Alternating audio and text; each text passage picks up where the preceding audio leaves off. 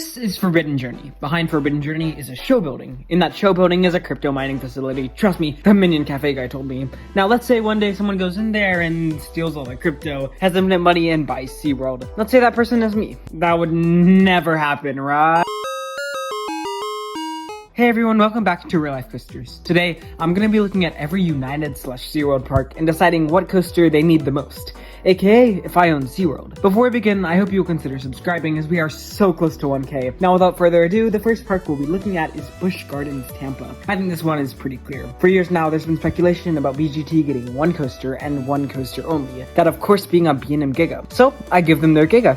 Let it fly over the savannah and hope the animals don't mind, and boom, Busch Gardens Tampa has a new star attraction and everyone is satisfied. The next park is Sesame Place, Philadelphia. As much as I would love to give them a 500-foot RMC T-Rex, yeah, I don't think that would work. So instead, we'll go with a B&M family wing coaster, similar to Maximus at LEGOLAND, Germany. They have a kiddie coaster, a family coaster, now step it up with an inversion. I think this would be a perfect fit for the park. Now to the smaller Sesame Place in San Diego, I say we give them a Gravity Group family coaster like Oscar's Wacky Taxi at the sister park. Not an exact clone, but just something for families and us weird enthusiasts to put on the park map. SeaWorld San Diego is the next park we're going to be looking at, and let me just say there are a lot of gaps in this lineup, but I think the biggest one right now is true ejector airtime. So I think a large-scale GCI, I think something like Texas Stingray would do wonders for this park, and begin to round out the lineup. Next, we're headed to Virginia for Busch Gardens Williamsburg. Now this park has been getting a lot of love lately, and the ride lineup is really solid. There's not too much that this park needs, but if we had to give it something new, I'll say an RMC hybrid. Busch Gardens Tampa got Iron Gwazi a few years ago, and SeaWorld, I mean me, has this trend of adding the same models to the Busch Gardens parks, so I think an RMC would be a really nice fit here. Now let's look at SeaWorld San Antonio.